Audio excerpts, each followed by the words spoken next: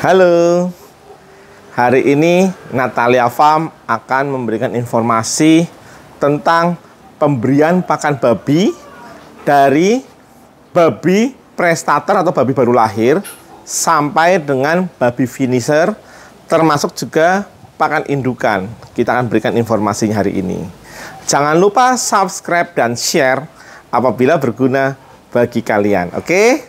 Nah, sekarang kita mulai dari babi yang baru lahir atau babi prestater. Oke? Nah, biasanya babi yang baru lahir ini usia 10 hari ini sudah mulai belajar dikasih makan. Nggak usah banyak-banyak.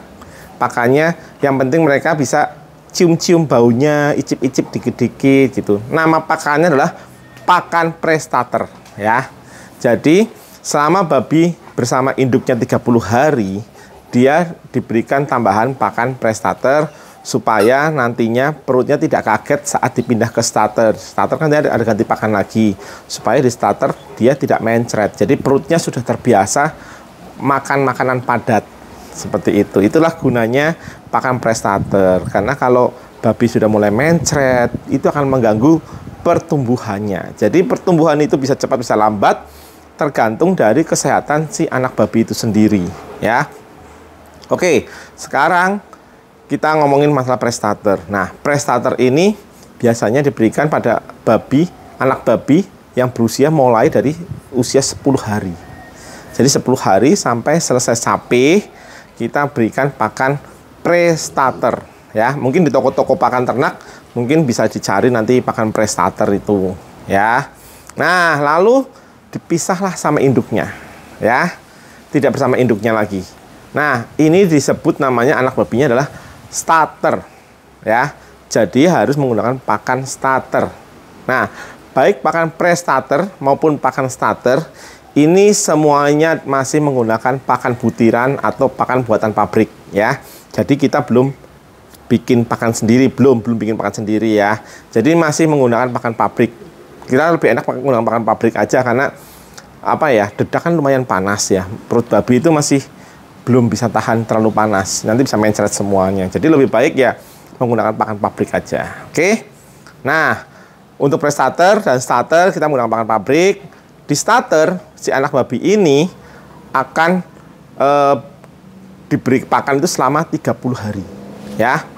Komposisinya. Oke, nah komposisinya biasanya kalau kita kasih itu 0 sampai setengah kilo. Jadi memang nggak banyak-banyak kok ngasih anak babi itu. Jadi kalau misalnya, oh saya ada anak babi 20 gitu ya. Ya udah 20 kalikan setengah kilo gitu aja. Berarti ya sekitar 10 kilo aja dikasih. Jadi pagi dikasih 5 kilo, sore dikasih 5 kilo ya gitu. Supaya babi ini bisa sehat ya, tidak mencret. Dijaga juga, ini kan babi usia prestater dan starter ini rentan sekali ya dengan mencret ya. Tempat diusahakan, kandang diusahakan tidak lembab. Jadi kalau habis semprot-semprot, kalau habis mandiin babi, bersihin kandang, pastikan kandang tidak ada genangan air. Ya, babi bukannya hewan yang jorok ya. Dia juga nggak suka yang kotor-kotor ya. Kalau bisa yang bersih. Biasanya kalau anak babi ya, triknya, kita ajarin triknya nih. Begitu mau dipindah dari prestater dipindah ke starter, usahakan di pojokan, di dekat selokan, itu dikasih air, kucurin air. Nah, kalau sudah ada air di situ dikucurin, basah, si anak babi nanti akan buang kotorannya di sana, di pojokan. Ini bisa dilakukan sampai usia grower. Sampai usia grower masih bisa seperti itu. Tapi kalau sudah usia finisher, wah dia sudah akan kotoran buang di mana-mana, dah susah untuk diaturnya seperti itu. Nah, oke. Jadi pakan starter ini komposisinya adalah 0 sampai setengah kilo ya. Selama 30 hari diberikan. Oke, tapi berikannya bertahap ya, jangan langsung setengah kilo, jangan. Kita tes dulu berapa gitu. Nah, nanti bertahap 15 hari dikasih mulai setengah kilo gitu. Jangan langsungan, nanti nggak habis makanannya. Oke ya. Lalu dari starter kita berpindah ke grower. Nah, di grower ini babi akan diberikan pakan grower selama 60 hari ya. Jadi di grower ini 60 hari. Nah, titik poinnya ini di grower ini. Kita banyak vitaminnya di grower ini supaya pertumbuhannya bisa cepat maksimal. Oke ya. Nah, di grower ini kita bisa menggunakan pakan butiran atau pakan pabrik juga boleh. Atau Pak mau bikin misalnya pakan sendiri, ngemik sendiri dari yang biasa sih yang peternak-peternak umum pada pakai yang mudah didapatkan ya. Biasanya pakai tepung jagung, dedak sama konsentrat. Itu biasanya digunakan oleh para peternak pada umumnya. Oke ya. Komposisinya nanti saya kasih juga komposisinya. Maksudnya cara ngeraciknya, maksudnya racikannya apa aja sih gitu. Nah, mungkin ada yang tambahan, mungkin ditambahin premix ya.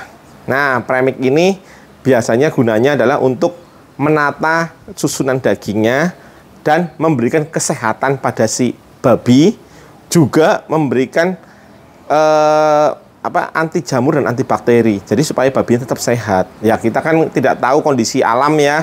Takutnya ada lumut kah, ada kotoran kah. Jadi lebih baik kita tambahin aja anti bakteri gitu dan anti jamur supaya babi itu makan tidak sakit perut kan gitu kan. Nah, oke. Untuk komposisinya 30 hari pertama di grower kita berikan setengah kilo sampai dengan 1,5 kilo ya.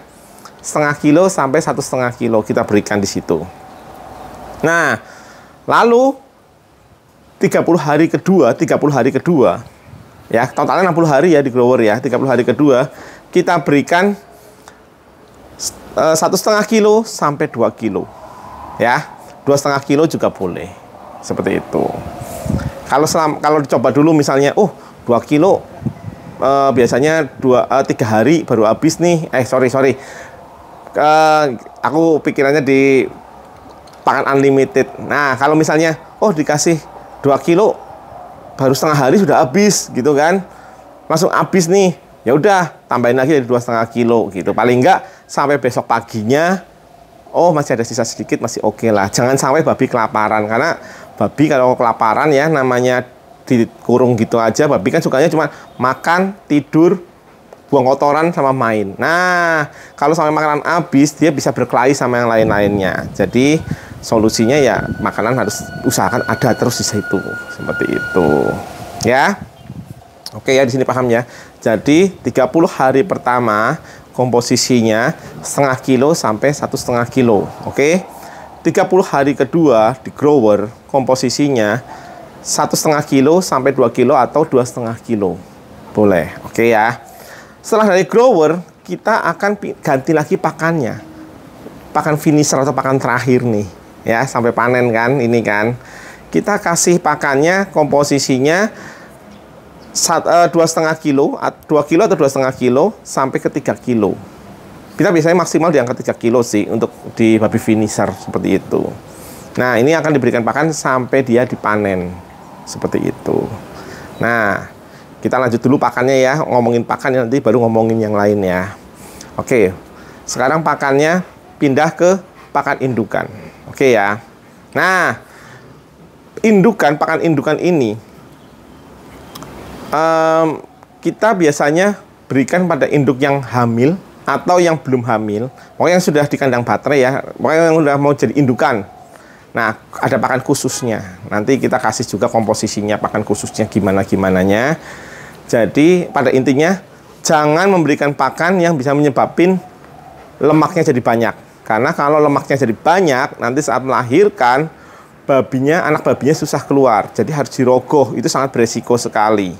50-50 ya, biasanya peluang hidupnya. Kalau berhasil keluar anaknya, ya babinya hidup. Kalau nggak berhasil keluar, ya induknya tewas sama anak-anaknya. Jadi sangat berisiko sekali ya. Makanya jangan sampai kasih pakan yang salah, apalagi sampai membuat jadi lemaknya di perut jadi banyak gitu loh. Nah, komposisinya nanti saya kasih, lalu takarannya per hari dikasih 2 kilo. Jadi jangan lebih dari 2 kilo ya. 2 kilo sudah cukup ya. Jadi nanti kalau pakai pakan indukan, dia akan sangat lambat sekali untuk menambah berat badannya. Berat badan itu kan bertambah secara lambat sekali. Beda dengan pakan penggemukan ya. Kalau pakan penggemukan dia bisa cepat menambah berat badan ya. Karena kalau di pakan indukan ini berat badannya akan bertambah dengan lambat.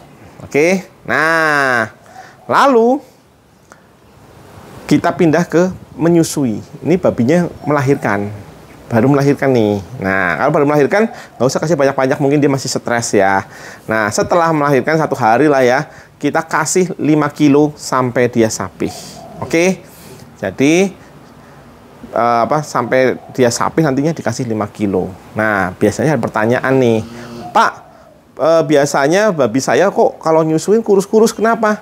Ya, kita kembali lagi ke komposisi pakannya kayak apa dulu, seperti apa dulu komposisi pakannya. Terus juga takarannya berapa.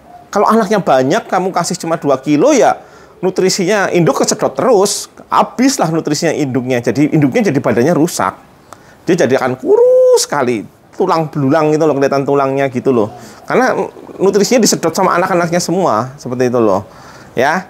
Jadi kalau untuk induk menyusui memang dikasih 5 kilo. Nah, nanti saat dia sudah sapih, kembali lagi ke 2 kilo.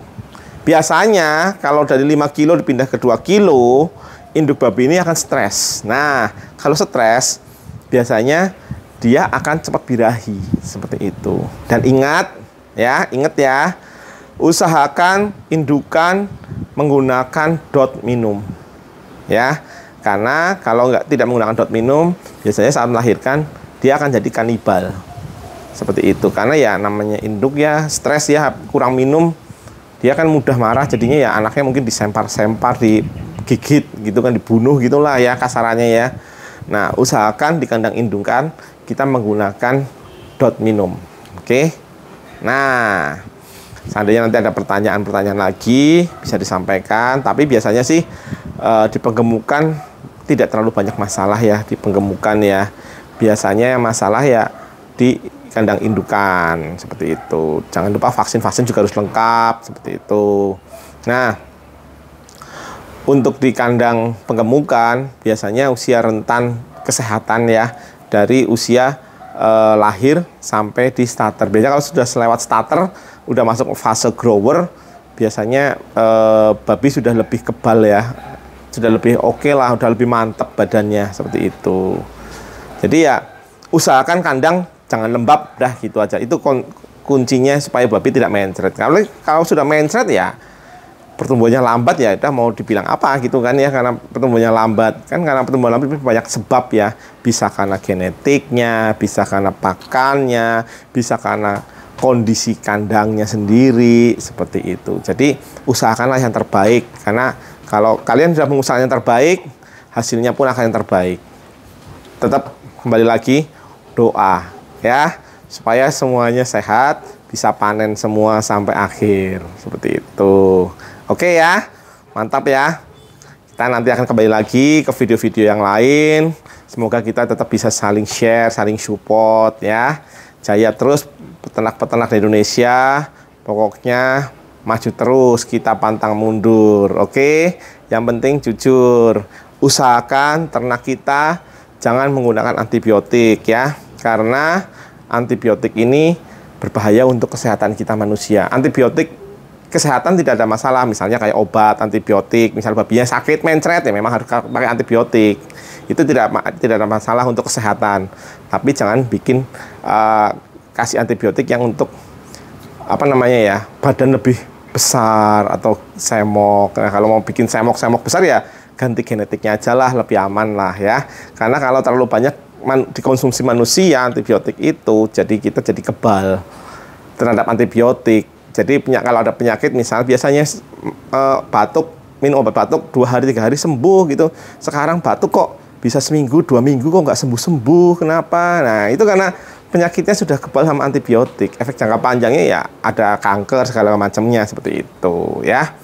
Pokoknya kita dukung Indonesia sehat, ternak sehat, peternak-peternak Indonesia maju-maju. Jangan lupa tetap belajar, jangan sampai ketinggalan sama yang senior-senior, atau jangan sampai ketinggalan sama yang punya modal lebih besar. Kita tetap maju semuanya, sama-sama maju, sama-sama semua punya peluang di dunia perbabian ini. Pokoknya jangan ada yang merasa kecil atau besar, semua sama aja. Oke? Tetap sehat, tetap saling support, tetap sharing. Dunia perbabian mantap.